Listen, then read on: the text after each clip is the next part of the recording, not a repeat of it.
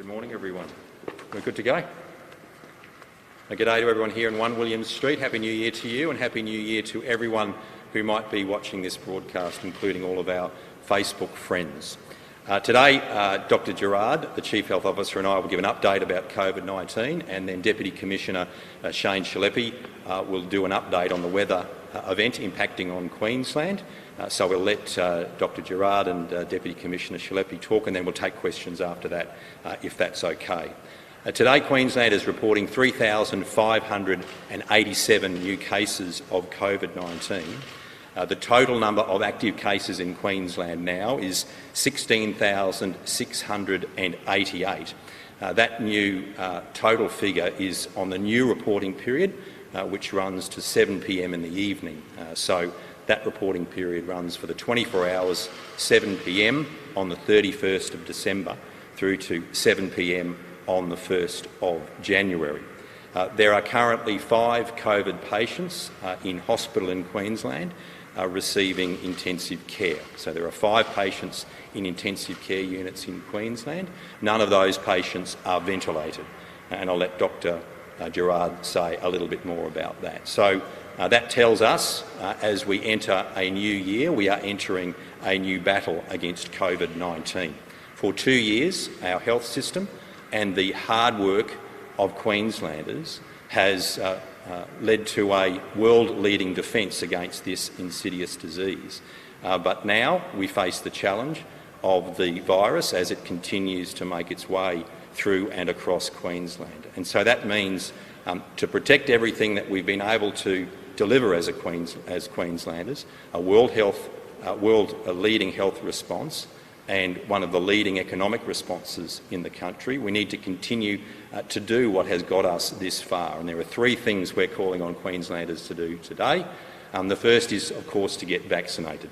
Whether it is your first shot, your second shot or your booster shot, it is never too late to get vaccinated.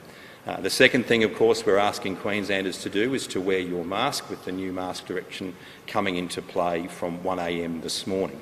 That, of course, will be a significant defence mechanism that we can all be part of to stop the spread of the virus. And if we can slow the spread of the virus, that'll help keep Queenslanders protected, particularly Queenslanders working in our health system, whether it be the public or private health system, so they can get on with their job.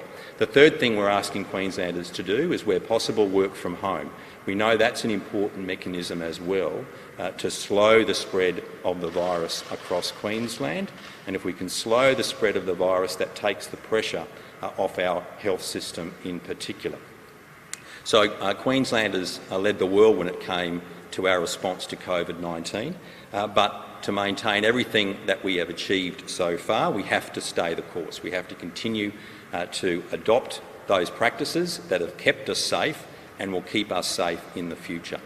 So I might leave it there and ask Dr Gerard to say a few words, and then Deputy Commissioner Shileppi.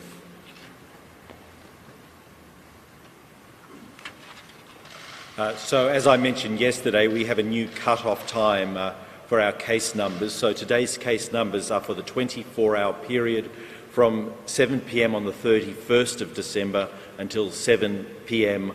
Last night. We have 3,587 new cases to report. This number is probably a little bit smaller, in fact, than we had expected, and it probably relates to testing occurring over the holiday period. So it won't be a surprise at all if in the next couple of days we see a significant increase in cases as more samples are tested and more people come forward. So that won't be a surprise in the next few days if we see a significant rise in cases. That brings Queensland's total to 19,707, and we have 16,688 cases currently active. There are now 5 people being cared for in our intensive care units, but none of those patients are on ventilators. None of them are on life support.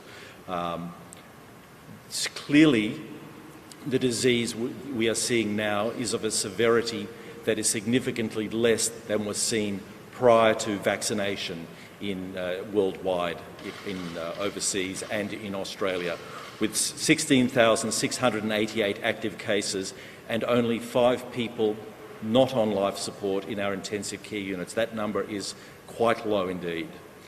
So this is a vastly different disease that we're seeing. It's disease severity to what was seen last year and prior to vaccination. The issue we are facing, though, of course, is that with the degree of contagiousness of this virus, we're going to be seeing very large numbers of cases. Even though the severity is clearly going to be less, we are going to see very large numbers of cases, and a small proportion of a very large number is still a large number. In terms of the people in intensive care, there are 2 women who are pregnant. One is vaccinated and the other is not. This reminds us that it is critical that pregnant women or women who are planning to get pregnant get vaccinated, because the virus is not good for the pregnant mother nor for the unborn child. Many people aren't aware that in pregnancy your level of immunity is slightly suppressed. The theory is that it's to prevent the mother's body from rejecting the baby as a foreign invader. So pregnancy is very slightly lowers your level of immunity in pregnant women. This means that pregnant women are more susceptible to a number of different infections, including COVID-19. That is why it is so critical that pregnant women get vaccinated. So there were 33,990 COVID-19 tests conducted yesterday. There are 165 cases in hospital, with 112 requiring treatment for COVID-19. So those numbers are up as well. So as I said before, we're going to be seeing, even though the severity is less, the numbers of people getting infected will be substantial. And that is why these 2 key critical interventions are there to try and slow the spread of the virus. One, to reduce the immediate burden on our hospitals, and also to allow people to receive their 3rd dose of vaccine. And those 2 key measures are to wear masks indoors whenever possible, and also to encourage everyone to work from home where that is possible in your work environment, to minimise contact between individuals.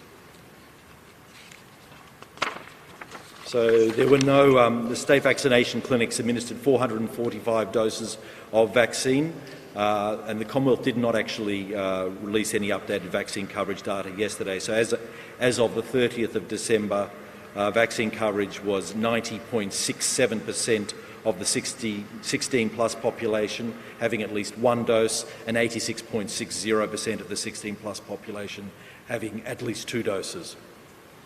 Thank you very much. I'll now hand over to the Deputy Commissioner.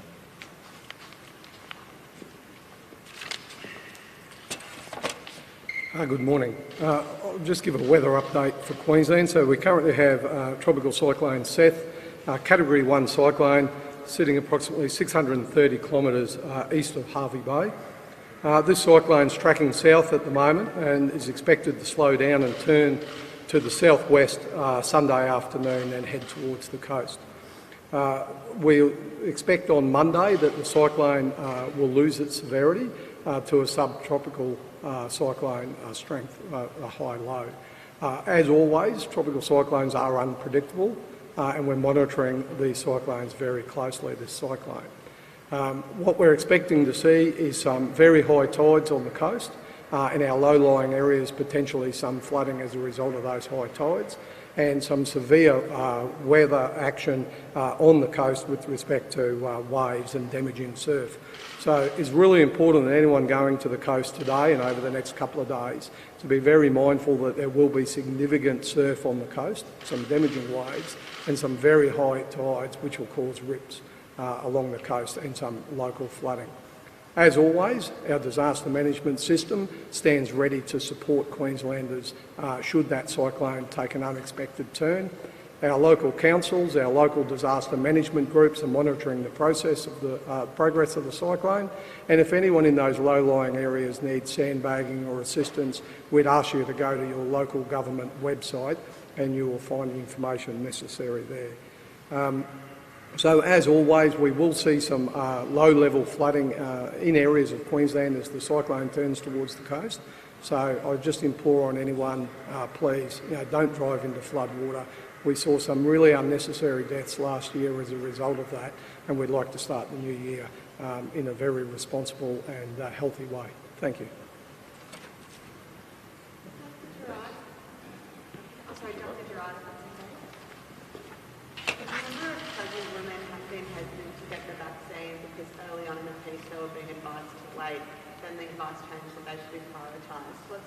So, I'm sorry, could you please repeat the question again? So early on in the pandemic, pregnant women were told to wait to get the vaccines, and that advice changed and now it's prioritised. So a lot of women have been left, I guess, hesitant to get the vaccine, and in some communities there's fear about it causing miscarriages. What's your... There is now clear evidence that vaccination during pregnancy and when you are attempting to get pregnant is very safe. The vaccines have been given to hundreds of thousands or millions of women around the world with no demonstrated adverse event. So it is clearly, there's clear evidence that it is safe to give these vaccines. There is a very good chance that pregnant women in the coming weeks will be exposed to the virus in Queensland, a very high chance that that will happen. And we know that the virus is a significant risk both to the mother and to the unborn child.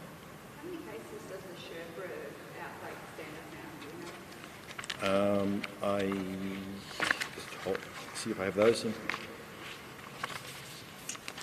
So yesterday evening,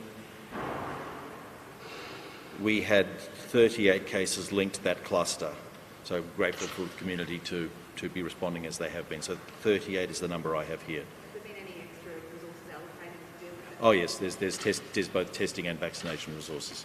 And can you comment on Palm Island? Apparently there's been some cases over there and some issues with local supermarkets. I'm not aware of that, I'm sorry. Palm Island, I'm not aware of the issue there.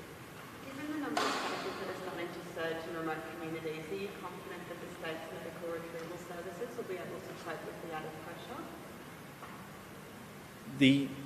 As this pandemic grows, there will be pressure on all services.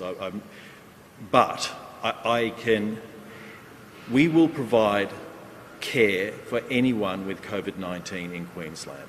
That is our clear plan. We have been planning this for a long time. There will be pressure on services, but we will provide care for anyone who needs it in our healthcare system. And has anybody who's caught the virus in remote communities been taken to hospital yet or in terms of care?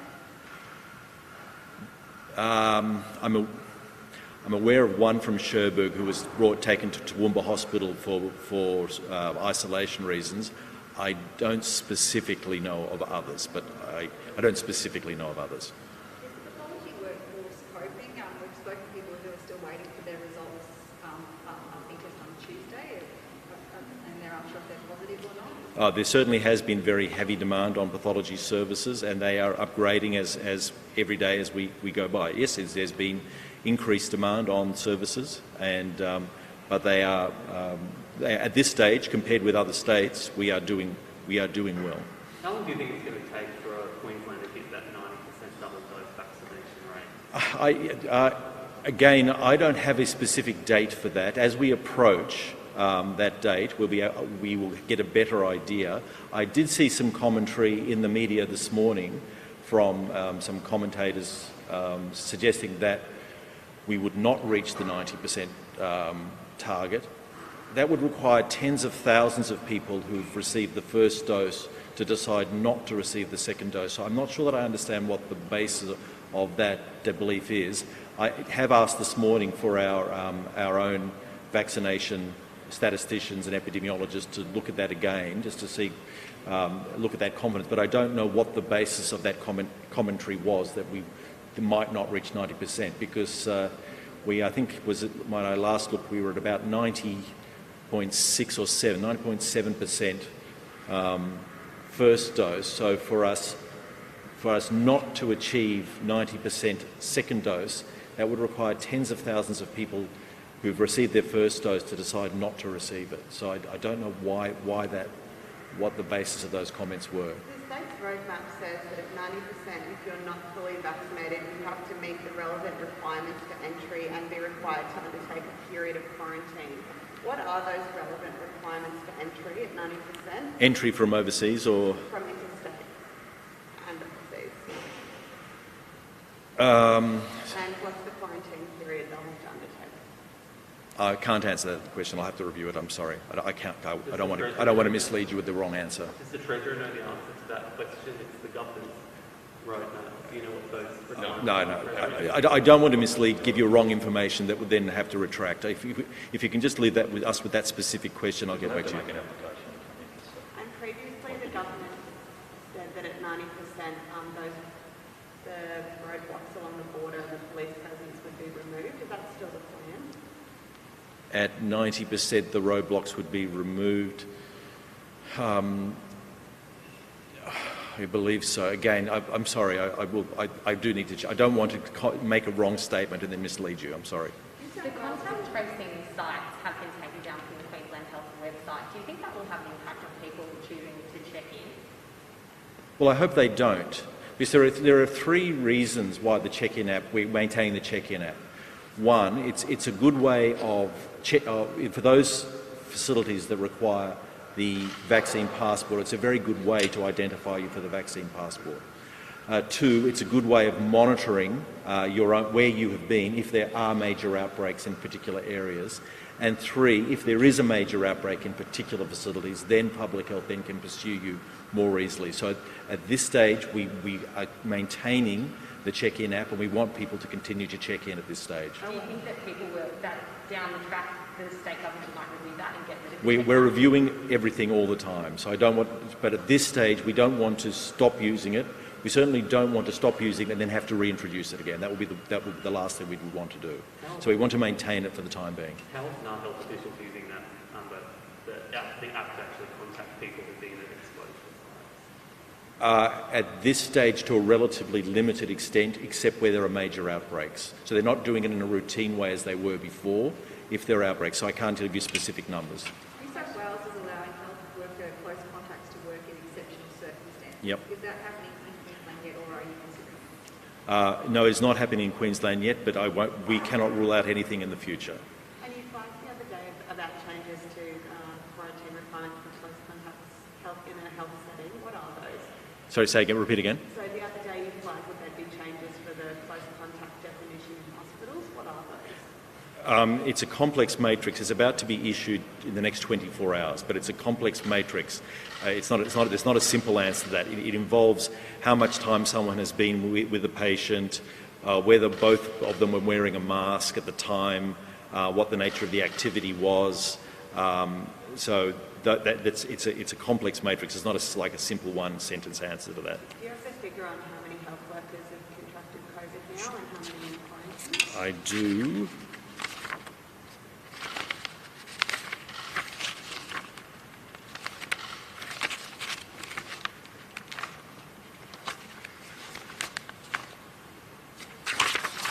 So in terms of hospital staff, around 330 hospital and health service employees have been confirmed as having COVID-19, and just over 724 hospital and health service staff are in quarantine because of being in close contact. Very long testing lines throughout Brisbane this morning. Some people say they've returned a positive on a rapid test and then have been turned away from PCR testing. What's your advice to those people? I haven't heard that specifically. This is people who have had a positive rapid test and they're being turned away. I guess the obvious thing to do if you've had a positive rapid test would be to isolate and then get a PCR test at a future time. That would be the obvious advice. They're saying that they keep getting turned away because of the length of those lines from people in trying to get those PCR tests. Well, we know that false positive results with the rapid test are relatively uncommon. It's false negatives that are more common. So if you have a positive rapid test, particularly if you have symptoms, one would assume of its accuracy. So I would certainly be treating myself as if I was positive. Are there any plans to cancel elective surgery at this stage like South Australia has done their cases? There is some cancellation of elective surgery already I'm aware of in the Brisbane region. Is some of it is due to affected staff, and some of it is due to preparation for the expected increased number. But yes, so there is some reduction in elective surgery, mostly at this stage because of staff. The Category 3s were already cancelled, I understand, at the end of January. Is it now impacting Category 2 patients? So there's no cancellation. I believe it is affecting some Category 2 patients. I believe so. I don't want to mislead you, but I believe so. And what work is the state government doing to partner with the private hospitals to ensure that there's still capacity and surgeries can continue? So this is in terms of using private hospitals as a resource.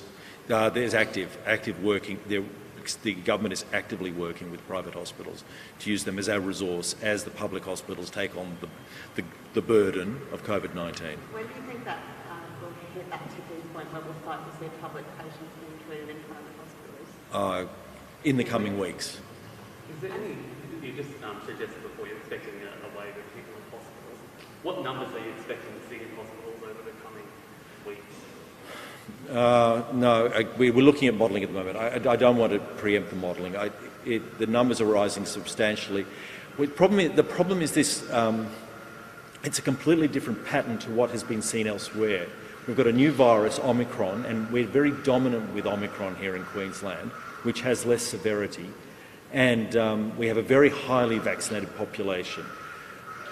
It is quite hard for our statisticians to give us accurate numbers. They are working on it, I know, and they have been all weekend to try and give us some idea of that, but I don't want to preempt that.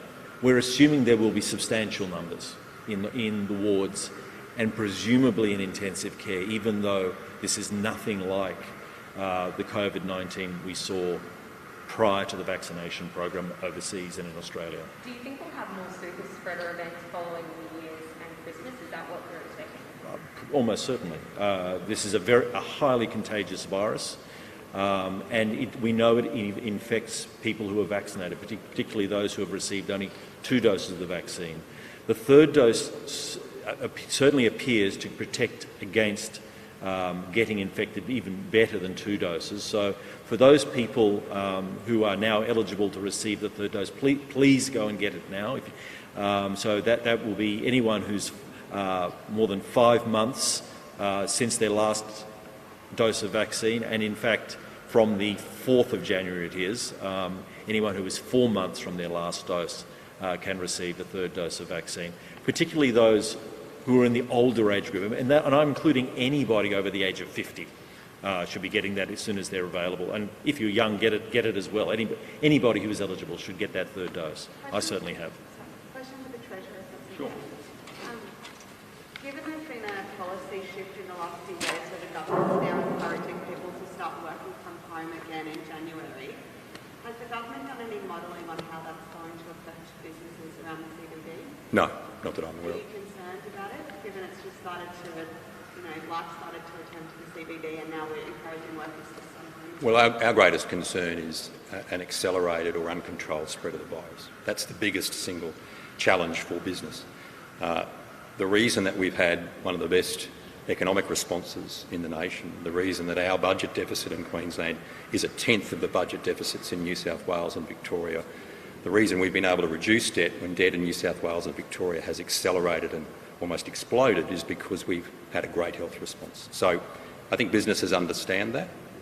We're not planning to lock down, we're not planning to shut down, but we need to take care and caution, and they've been our watchwords through this entire period. So we'll take the health advice, as you've heard from the Chief Health Officer.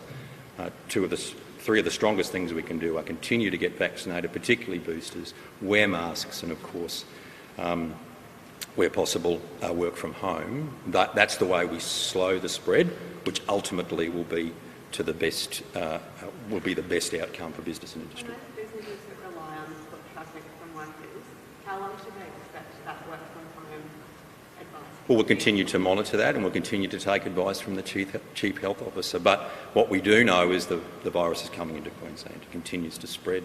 We're moving from pandemic to endemic. We have to manage that the best we can, and so we will continue to take the health advice, which will be the way we can support businesses. Or months should they be preparing for? Beg your pardon? Weeks or months should they be preparing? We'll take the advice from the Chief Health Officer. In terms of the next 12 months, how will the current health crisis affect the economy with more cases? Impact? Impact the economy in terms of more cases? Well, we know that if we can manage the health response as effectively as we have previously, then we have a strong economic response. And that's been demonstrated in Queensland for almost 2 years now. And we've seen the economic benefit that has come to our state. 100,000 jobs created since the pandemic started. It's just in the last quarter that New South Wales and Victoria have got back into positive job creation. They've just got back to recovering all of the jobs they lost when we created 100,000 on top of all of the jobs we had. An unemployment rate, the lowest in 13 years, lower deficits, lower debt, but obviously a strong economy, which is why we've set $2 billion aside in our mid-year budget update for COVID contingencies, because we had such a strong economic response and because our economy stayed open and kept operating, we could make provision for exactly this moment, continue to give us the fiscal headroom, the buffers we need, whether it's a cyclone, as we've heard. Thankfully, it's a very moderate potential Category 1, which may not have much impact, whether it's a cyclone, a bushfire, a flood, a drought, or the expansion of COVID-19, or another variant. We need to be prepared for that. So the stronger we can be in our health response, the stronger our economic response will be, and that will protect our economy. Given we're getting closer to that 90%, when will the government be able to clarify the roadmap? I'm happy to take that question and make sure you get a response from that, but we've got to get to 90%. That's the key point.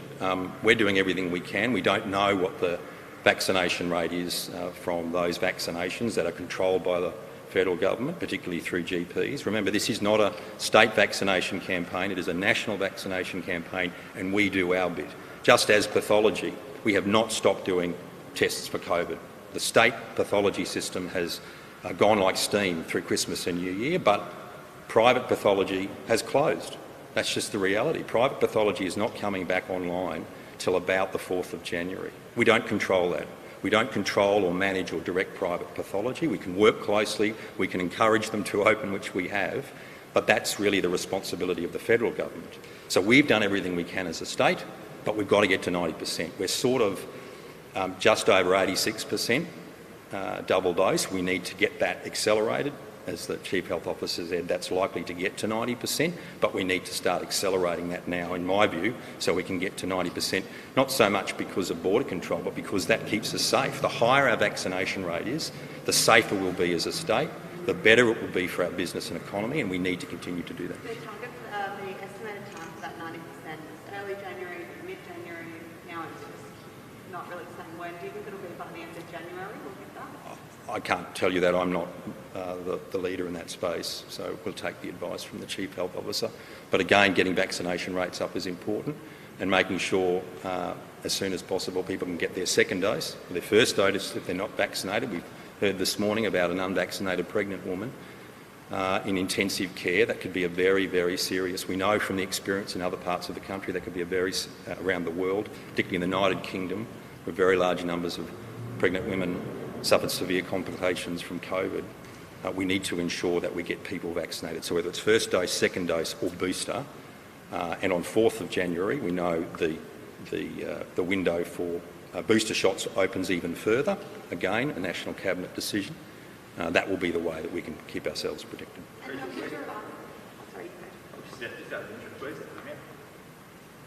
The Premier, we were on a teleconference this morning, and so she's leading the government, continuing to convene those teleconferences, but we're all doing our bit as members of the ministry to get the message out there to support the Queensland community and to support, from my position, the Queensland economy. You just heard about the staff numbers in Queensland Health. What type of staff shortages are you expecting across the public service as these case numbers increase? That I'm expecting? Yes. Well, obviously. Well, it's difficult to know because we have to see what happens with the spread of the virus, and so we will manage. What plans are in place to prepare for that? Of course we are ready to respond, and that means having staff working from home principally. If people work from home, we can continue to do that. Then the number of people impacted by the virus will be less. A number of departments are already taking that action. We're taking action internally to ensure people are protected. and that's how we're going to keep people safe, and then we'll continue to operate through the pandemic, as we have all the way through for the last 2 years. So service delivery will continue and the operations of government will continue. Okay, any more questions? Sorry? One more, last one for Dr. Girardi. He's had a good go this morning. I think you need to let him get on with his work too. Just following on from my question to the Treasurer about how long people should expect that working from home advice to be in play for, is that weeks, months? Well, the one, again, this is now getting into so the question pertained to how long the work from home period is likely to last. And I guess that depends on how long this wave of the vaccine will last. The one, and now we're getting into the realm of speculation. So the one good thing about a very contagious virus is that the length of the wave is likely to be shorter, in the order of weeks rather than months. Whether we then get another wave later on in the year, that's what we don't know. But it's likely in the order of weeks that the peak of this wave will last, rather than months, given the high degree of transmissibility of the virus. The person that's in ICU, is that from harm? No. Well, not that I know. I don't think so. Not that I know of. What's the vaccination rate of people in ICU? Is that one unvaccinated person? I believe that's the one unvaccinated person. Just remembering, this is all about numbers. When you have such a high vaccination rate in the community, the probability that any one individual in the hospital has COVID-19 is vaccinated is high, even if when the vaccine is very protective. It's all about numbers. So it's not surprising that a substantial number of people in hospital with COVID-19 are vaccinated. If they weren't vaccinated, then what we would be seeing would be much more like Italy or New York last year. And we're just not seeing anything like Italy or New York last year. It's not the same picture whatsoever. Okay, thanks everyone.